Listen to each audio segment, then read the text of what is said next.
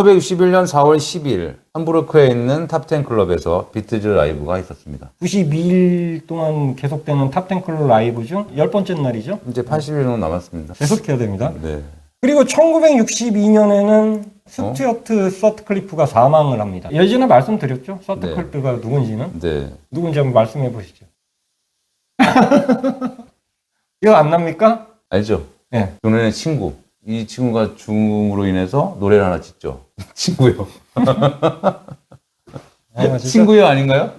비린이 진짜. 며칠라고 했는데도 비린이를 못 벗어납니까? 셔트, 오프너 얘기도 하고 우리 계속 했지 않습니까? 그렇죠, 오프너 베이시스트. 얘기하고 인마일 라이프 얘기하고 비틀즈의 초기 베이시스트 아닙니까? 그렇죠. 그림판 돈으로 호프너 그렇죠. 그 베이스 샀다고 얘기했습니까? 알죠, 안 알죠, 했습니까? 알죠. 호라고 존이 살살 꼬드겨가지고 그렇죠. 원래 화가가 될 사람을 꼬드겨가지고 베이스 주자를 만든 거 아닙니까? 그림판 돈을 베이스 사게 만들고 너무 젊은 나이에 며칠을 사망을 했는데 이 스튜어트 서트클리프가 어떻게 사망을 하게 됐는지는 우리 채널에 또 아주 상세한 이야기를 제가 해놓은 게 있습니다. 찾아보시면은 스튜어트 서트클리프 죽음의 진실에 대해서 여러분이 한 걸음 다가가실 수가 있을 거고요.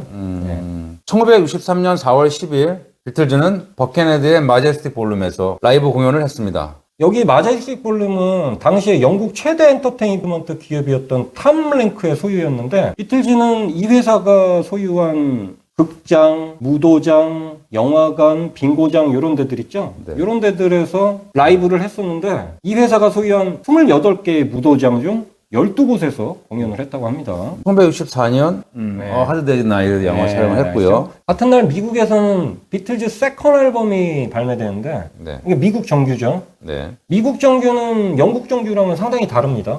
돈을 벌 목적으로 트랙 목록을 막 쪼개고 그래서 장수를 여러 장으로 만들기도 하고 그리고 처음에 지난번에 말씀드렸던 것처럼 DJ 레이블에서 또 비틀즈 노래의 일부 곡들에 대해서 권한을 가지고 있었잖아요. 발매 권한을.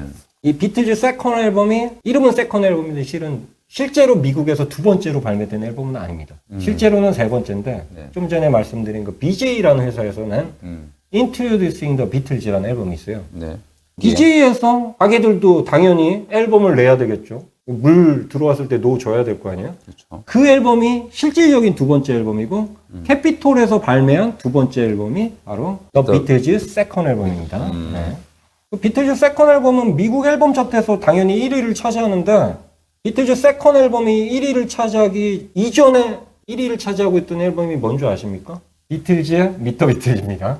비틀즈의 미터 비틀즈. 이 미터 비틀즈가 미국에서 최초로 발매한 미국 정규 1집이라고 할 수 있는 앨범이죠. 이 미터 비틀즈를 제치고 비틀즈 세컨 앨범이 1위를 차지하는 겁니다. 이게 미국에서는 한 아티스트가 자신의 앨범을 제치고 다시 1위를 차지하는 이게 최초의 사례라고 보시면 됩니다. 얼마 전에 뭐 우리나라 발매한 8개 앨범이 연속으로 1위를 차지해서 세계 최초다 이렇게 막 자랑을 하던데 그건 자랑거리가 아닙니다. 왜냐? 비틀즈는 8개 앨범을 연속 1위를 못했습니다. 본인의 앨범을 못 이겨서. 좀 전에 말씀드린 거 Introducing the Beatles도 하고 1위를 미터 비틀즈가 계속 차지하고 있어서 1위를 못하는 겁니다. 본인의 앨범이 1위를 하고 있는데 1위를 못해서 1위 2위가 비틀즈라서 1위를 못한 게 이게 더 대단합니까? 연속으로 1위란 게 더 대단합니까? 이게 훨씬 대단하잖아요. 64년 한 해만 해도 본인의 앨범이 없었으면 1위를 했을 2위밖에 못한 앨범이 2개나 됩니다. 1965년에는 런던의 리버사이드 스튜디오에서 BBC 텔레비전 프로그램에 출연했습니다. 탑 오브 더 팝스라는 프로그램이네요. 이 프로그램을 위해서 두 곡을 공연했는데 두 곡을 다 립싱크로 했네요. 이날이 립싱크 공연을 녹화한 마지막 살이었다고 합니다.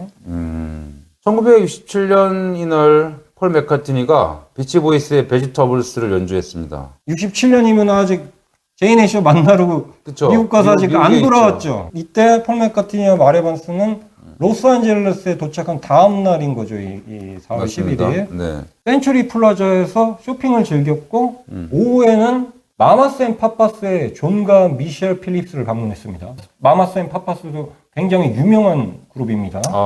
그리고 폴이 이날 비치보이스를 만나러 혼자 갑니다. 비치보이스를 만나러 가요. 그래서 브라이언 윌슨을 만납니다.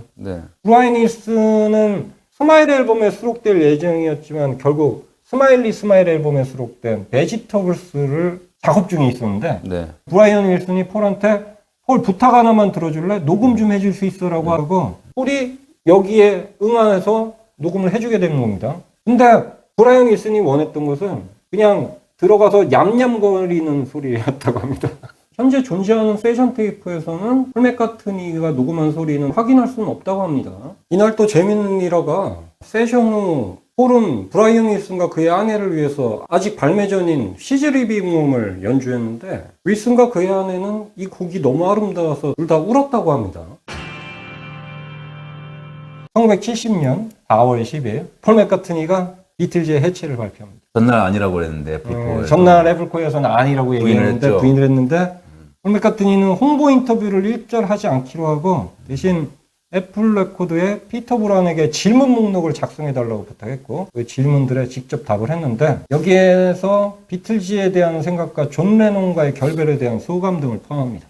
그러면서 다시는 이제 비틀즈 음반에 참여를 자기가 할 일은 없을 것이라고 쐐기를 박아서 얘기를 하게 되죠. 비틀즈가 해체된 날을 언제로 볼 것이냐를 딱 날짜로 지정해서 얘기한다 그러면은 4월 10일인가요? 이날 저날 얘기할 수도 있겠는데 존 레논이 처음 토론토 공연을 가면서 해체를 결심한 날로 보는 사람들도 있고 폴 맥카트니가 4월 10일 이때 비틀즈 해체를 발표한 날로 보는 사람도 있고요. 그리고 법적으로 이제 모든 게 처리된 71년으로 보는 사람들도 있습니다. 그럴 수도 있네요. 근데 어쨌든 이날 폴 맥카트니가 해체를 발표하면서 비틀즈의 해체는 완전히 공식화되게 된 건 사실이고요. 폴은 비틀즈가 해체되었다고 직접적으로 말을 한 건 아니지만 그룹에 대한 그의 폄하적인 발언, 앨런 커라인의 매니지먼트 방식, 그리고 뭔가 적극적인 작곡 협업을 하지 않을 것이라는 주장들 이런 결국은 이제 그 말 한마디 이후에 두 사람 관계는 단절됐다고 봐야 됩니다. 근데 실은 존 레논이 먼저 해체를 결심했는데 이거를 멤버들한테도 알렸지만 회사 측에서 아직 앨범 발표할 게 더 남았는데 해체한다는 거 미리 사람들이 알아서 좋을 게 뭐냐. 앨범 판매고 해도 도움이 안 되니까 숨겨라. 이래서 존 레논은 그걸 숨기고 있었단 말이에요. 공식적인 인터뷰를 하지 않았는데 폴이 먼저 이걸 해버린 거 아니에요. 존 레논은 여기에 그래서 굉장히 분노를 했다고 합니다. 그럴 수 있죠. 아니, 내가 먼저 마음 먹었는데 해체를 왜 네가 발표를 하고 난리야. 뭐 이런 마음이었겠죠. 폴은 이날 자신의 인터뷰 후에 데뷔 솔로 앨범, 이제 며칠 있으면 또 폴의 첫 번째 데뷔 솔로 앨범 맥카트니라는 앨범이 나오거든요. 나오죠. 그 앨범에 대한 홍보를 또 함께 합니다. 예. 전 세계가 비틀즈의 해체 소식에 반응하는 그날 조지 해리스는 BBC의 헥터 오브 판타지 프로그램에서 인터뷰를 했습니다. 4월 10일인 거죠. 같은 날이죠. 조지 해리스는 자신의 영적 신념, 특히 크리스천화 운동에 대해서 자세히 이야기를 했습니다. 어디에 좋은 거죠 이게? 이게 목 감기에 좋죠. 그리고 이게 면역력에 좋고. 이게 키즈 프로폴리스라고 되는데 애들만 먹는 건 아니죠? 아니, 아이들도 먹을 수 있는 거. 어른도 먹어도 되는데 아이들. 아이들이 먹어도 괜찮다라는 거죠. 하나 한번 먹어봐도 될까요? 젤리형으로 맛있습니다 이거. 맛있습니까? 네.